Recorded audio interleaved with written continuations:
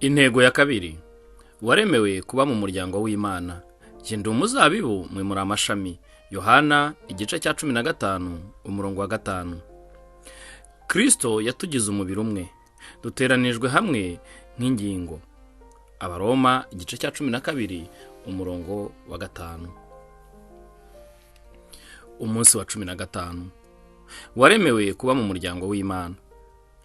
Imana niyo yaremye ibintu byose, kandi byose byaremewe icyubahiro cyayo. Yagambiriye kugirira abana benshi basangiye ubwiza bwayo. Abaheburayo igice cya 2 umurongo wa 10a. Murebe urukundo Data wo mu ijuru adukunda, rutuma twitwa abana bayo, kandi koko turi bo. Yohana wa mbere ibice 3 umurongo wa 1. Waremewe kuba mu muryango w'Imana. Imana ishaka kugira umuryango, kandi yakuremeye kuba umwe mu bawugize. Iyo niyo ntego ya kabiri y'Imana ku buzima bwawe. Intego Imana yari ifite utari wavuka. Bibiliya yose ibara inkuru y'uburyo Imana irimo kubaka umuryango uyikunda, uyihesha icyubahiro, amaherezo ukazimana nayo iteka ryose. Bibiliya iravuga ngo umugambi wayo kuva kera wari uwo kutwinjiza mu muryango wayo itwiyegereje muri Yesu Kristo, kandi ibyo birayinezeza. Kubera ko Imana ari urukundo, ikunda ubusabane. Kamere yayo ubwayo ni ukubana, kandi iyo yivuga ikoresha amagambo y'umuryango: Data, Umwana, Umwuka. Ubutatu ni ubusabane bw'Imana nayo ubwayo. Ni icyitegererezo cyiza cy'ubusabane butagira ikizinga, kandi twagombye kwigira ku byo butwigisha. Imana yahozeho iteka mu busabane bw'urukundo muri yo ubwayo, bityo ntabwo yigeze imenya irungu. Ntabwo yari ikeneye umuryango, ahubwo yarawushatse, bityo ishyiraho umugambi wo kuturema, ikatwinjiza mu muryango wayo, kandi igasangira natwe ibyo ifite byose. Ibyo binezeza Imana cyane. Bibiliya iravuga ngo byabaye umunsi w'ibyishimo kuri iyo igihe yaduhaga ubuzima bushya kubw'ukuri kw'ijambo ryayo, bityo duhinduka nk'abana ba mbere muri uwo muryango wayo mushya. Iyo twizeye Kristo, Imana ihinduka Data, tugahinduka abana bayo. Abandi bizeye bagahinduka bene Data na bashiki bacu. Itorero rigahinduka umuryango wacu mu mwuka. Umuryango w'Imana ugizwe n'abizeye bo mu gihe cyashize, ubu n'ab'igihe kizaza. Buri muntu wese yaremwe n'Imana, ariko abantu bose si abana b'Imana. Uburyo bwo kwinjira mu muryango w'Imana ni bumwe gusa, ni ukuvuka ubwa kabiri. Uba uvutse mu muryango w'abantu iyo uvutse ubwa mbere, ariko uhinduka umwe mu muryango w'Imana iyo uvutse ubwa kabiri. Imana yaduhaye umugisha wo kubyara ubwa kabiri, bityo none turabo mu muryango w'Imana. Ubutumire bwo kwinjira mu muryango w'Imana bwahawe abantu bose, ariko hari ikintu kimwe gisabwa bose, ni ukwizera Yesu. Bibiliya iravuga ngo mwese muri abana b'Imana mubiheshejwe no kwizera Yesu Kristo. Umuryango wawe wo mu mwuka urusha gukomera umuryango wawe ku mubiri, kuko uwo uzahoraho iteka. Imiryango yacu hano ku isi ni impano ikomeye y'Imana, ariko ni igihe gito, kandi irangirika. Kenshi irasenyuka kubera ubutane, kuba kure y'abandi, gusaza, amaherezo abayigize bagapfa. Naho umuryango wacu wo mu mwuka, ubusabane bwacu n'abandi bizera, wo uzahoraho ibihe bidashira. Ni ubumwe bufite imbaraga, ni igihango kigumaho kuruta amasano y'amaraso. Igihe cyose Pawulo yagiye atekereza ku mugambi Imana yari idufitiye kuva iteka ryose, byamuteraga guturika agahimbaza Imana, nk'aho agira ati: Iyo ntekereje ubwenge n'ubwiza bw'umugambi wayo, ndapfukama nkasenga Data se w'umuryango munini w'Imana, ugizwe na bamwe muri bo bageze mu ijuru n'abandi bakiri hano ku isi. Ibyiza byo kuba mu muryango w'Imana. Umunsi wavutseho mu muryango w'Imana mu buryo bw'umwuka wahawe impano nziza ziganje: izina ry'umuryango, gusa n'abandi usanzwe mu muryango, imigisha yose y'umuryango, ubusabane bw'uwo muryango n'umurage w'uwo muryango. Bibiliya iravuga ngo ubwo uri umwana uri n'umuragwa w'ibyo ufite byose. Isezerano rishya rivuga cyane ku bwiza bw'umurage wacu. Riratubwira ngo Imana yanjye izabamara ubukene bwanyu bwose nk'uko ubutunzi bw'ubwiza bw'Imana. Duhabwa umurage ku butunzi bw'umuryango. Tukiri hano mu isi duhabwa ubutunzi bw'ubuntu bwayo, bwo kugirirwa neza kwayo, ubutunzi bw'ubwiza bwayo, ubutunzi bw'ubwenge n'ubumenyi, ubutunzi bw'imbaraga, ubw'imbabazi. Ariko nitugera mu bugingo buhoraho tuzahabwa ibirenze ibyo. Pawulo yaravuze ngo nshaka ko mumenya ubutunzi n'ubwiza bw'umurage yageneye abantu bayo.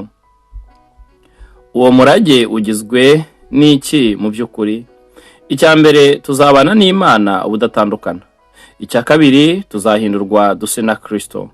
Icya gatatu, tuzakizwa kongera kubabara, urupfu n'ubumuga. Icya kane, tuzahembwa kandi dushyirwe mu yindi myanya yo gukorera Imana.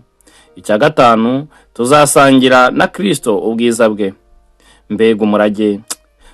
Ufite ubutunzi burenze uko ubitekereza. Bibiliya iravuga ngo Imana yabikiye abana bayo umurage utagira akagero. Urakubikiwe mu ijuru, ni umurage utunganye kandi utanduye, umurage udashobora gucuya cyangwa kubora. Ibi ni ukuvuga ngo umurage wawe w'iteka ntugereranywa, nturiho ibizinga, uhoraho kandi urarinzwe. Ntawe ushobora kukunyaga, ntusenyuka iyo intambara zibaye, ntuhomba iyo ubukungu bwifashe nabi, cyangwa ngo wangirike iyo haje icyago icyo ari cyo cyose. Uyu murage w'iteka niwe wagombye gutumbira, akaba ari wo ukorera aho gukorera ikiruhuko cy'izabukuru.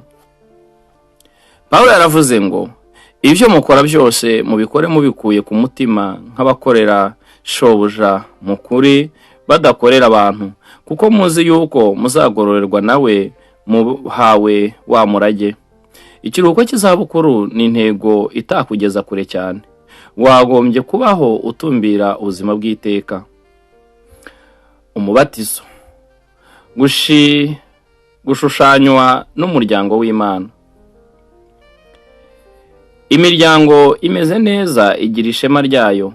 Abayivukamo ntibagira isoni zo kwitwa abana bayo. Ikibabaje, nahuye n'abizera benshi batigeze bashaka kugaragaza mu ruhame ko ari abana b'umuryango wo mu mwuka nk'uko Umwami Yesu yabitegetse ngo babatizwe. Kubatizwa ntabwo ari umuhango umuntu akora abishatse, umuhango ashobora gutinza cyangwa ukawihorera. Niwo werekana ko winjiye mu muryango w'abana b'Imana. Ni uburyo bwo kubwira isi yose ngo simfite isoni zo kuba uwo mu muryango w'Imana. Ese wowe wigeze ubatizwa? Yesu yategetse ko icyo gikorwa kigomba gukorerwa abo mu muryango we bose. Yasize adutegetse ngo mugende muhindure abantu bo mu mahanga yose abigishwa, mubabatize mu izina rya Data wa twese n'iry'Umwana n'iry'Umwuka wera. Namaze igihe kirekire nibaza impamvu inshingano nkuru Yesu yasigiye abigishwa be iha agaciro kangana.